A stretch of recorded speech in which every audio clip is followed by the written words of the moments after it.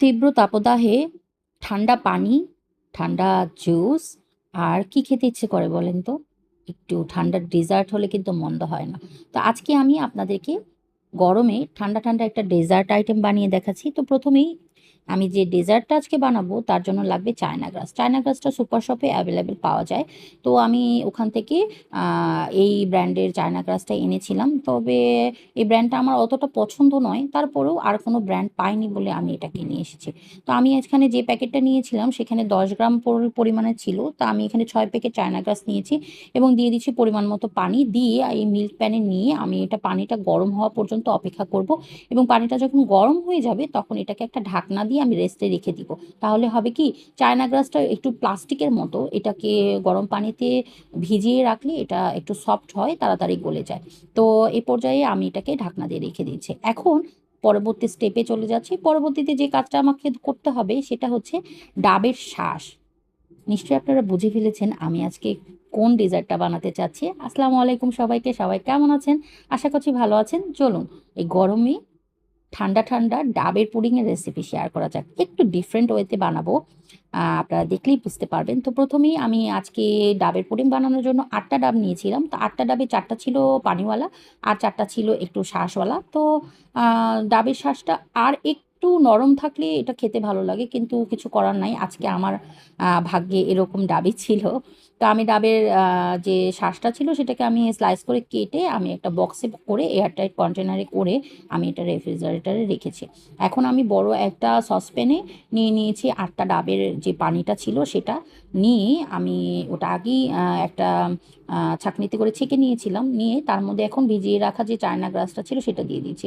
তো আজকে আমি এখানে ৮ টা ডাব নিয়েছি এবং তার সাথে আমি যে চায়না গ্রাসে ভিজানোর যে পানিটা ছিল ওখানে কিন্তু প্রায় ৫০০ ml এর মতো পানি ছিল। তো যার কারণে এটা বুঝতেই পারছেন পরিমাণটা কেমন হবে। তো সেই আন্দাজ অনুযায়ী আমি এই গোল চামিচটা দিয়ে প্রায় ৬ চামচ চিনি আমি এখানে অ্যাড করেছি। তো ডাবের পুডিংয়ে সাধারণত হয় কি, খুব বেশি মিষ্টি হলেও যেমন ভালো লাগে না, আবার একটু মিষ্টি কম হলেও ভালো লাগে না। এটা একটা ব্যালেন্স হলে ব্যালেন্স মিষ্টি হলে কিন্তু খুব ভালো লাগে। তো আমি চিনিটা দেওয়ার পরে চুলাতে আমি খুব ভালো করে এটাকে গরম করে নিব। এটাকে যখন চায়না গ্রাসটা একদম গলে যাবে তখন আমি এটাকে নিয়ে এসে আমি ডাইনিংয়ে রেখেছি। রেখে ফ্যান দিয়ে আমি এরকম একটা ঢাকনা দিয়ে খুব ভালো করে এটাকে ঢেকে রাখবো একটু রুম টেম্পারেচার আসার জন্য। তো এখন আমি যেহেতু এটা অফিসে নিয়ে যাব, এইজন্য আমি এরকম আ আ কাপে, প্লাস্টিকের যে কাপ আছে, ওয়ান টাইম কাপ আছে, সেটা দিয়ে আজকে এটাকে সেট করব। আমি কোনো বক্সে এটাকে সেট করব না। কারণ স্লাইস করে এটাকে সার্ভ করা একটু কষ্ট হয়ে যাবে।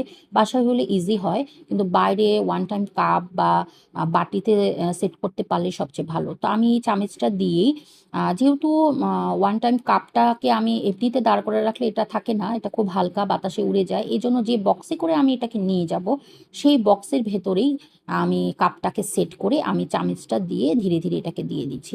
তো এটা দেওয়ার পরে আমি এখানে এখন অ্যাড করব যে আমি যে ডাবের যে শাঁসটা কেটে রেখেছিলাম, স্লাইস করে রেখেছিলাম সেটাকে এখন দিয়ে দিব। এটার মজার ব্যাপার হচ্ছে এটা দিলে কিন্তু এটা ডুবে যায় না। সুন্দর করে উপরে উঠে থাকে এবং দেখতে খুবই ভালো লাগে। আর ডাবের যে একটা স্মেল থাকে না, এটা কিন্তু আসলে দূর থেকে আপনাদেরকে বোঝানো সম্ভব না। আপনারা সবাই জানেন এটা নতুন কিছুই না। তো আমি এটাকে এভাবে এয়ারটাইট বক্সের ভিতরে সেট করে আমি এটাকে করব কি, এখন রেফ্রিজারেটরে রাখবো এটা সেট হওয়ার জন্য। আজকে যে ডাবের পুডিংটা আমি বানাবো, অনেকেই কিন্তু এভাবেই এটাকে সার্ভ করে। তা আমি এটাকে একটু টুইস্ট আনার চেষ্টা করেছি। একটু ট্যাঙ্গি একটা ভাব দেওয়ার চেষ্টা করেছি, যেটা কিন্তু একটু টক মিষ্টি একটা ফ্লেভার থাকলে কিন্তু খুব ভালো লাগে।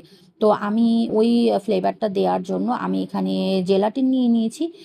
এটা কিন্তু ফ্রুট জেলাটিন, যেটা আমি সুপার শপ থেকে নিয়ে আসি। এটা ফস্টার ক্লার্ক ব্র্যান্ডের। তো ফস্টার ক্লার্ক ব্র্যান্ডেরটাই আমার সবচেয়ে বেশি ভালো লাগে। একটু আস্থার একটা জায়গা তৈরি করে নিয়েছে আরকি। আমি এই ব্র্যান্ডের জুসই আমার বাচ্চারা খায় এবং এই ব্র্যান্ডের যে জিনিসগুলোই আমি আনি না কেন, আমার খুব ভালো লাগে। তো এখানে আমি আজকে ৫ প্যাকেট ফ্রুট জেলাটিন নিয়ে নিয়েছিলাম। এটা আমি আসলে চেরি এবং স্ট্রবেরি ফ্লেভারের ছিল, যার কারণে এটার রংটা কিন্তু লাল। এখানে আমি আলাদা করে কোনো ফুড কালার ব্যবহার করিনি। তো এটা গরম হয়ে আসলে আমি যে ফ্রিজে সেট হওয়ার জন্য যে পুডিংগুলো রেখেছিলাম সেটাকে আনবো।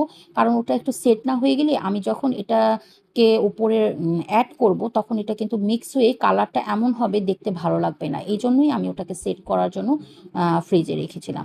এখন আমি এই চামিচটা দিয়ে অল্প, অল্প করে দিতে হবে। অল্প, অল্প করে আমি এটাকে অ্যাড করে দিব এটার উপরে। তাহলে এটা নিচের দিকে চলে যাবে না, শুধু উপরেই থাকবে। আমি এটাকে আসলে মাহলাবিয়ার মতো একটু উপরের একটু কালারফুল একটা টপ দেওয়ার জন্যই আমি এটাকে ব্যবহার করেছি। তো এখন আপনারা দেখতে পাচ্ছেন এটা সেট হয়ে গিয়েছে।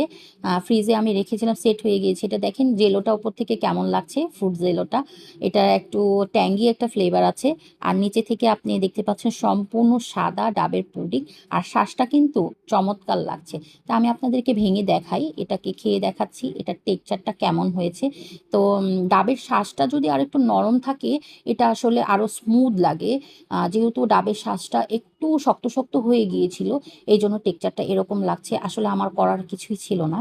তো আশা করি আপনাদের সবার ভালো লেগেছে। আপনারা বাসায় বানিয়ে খাবেন এবং আমাকে কমেন্ট করে জানাবেন আমার এই রেসিপিটা আপনাদের কাছে কেমন লেগেছে। সবাই ভালো থাকবেন, আমাদের জন্য দোয়া করবেন। আল্লাহ হাফেজ।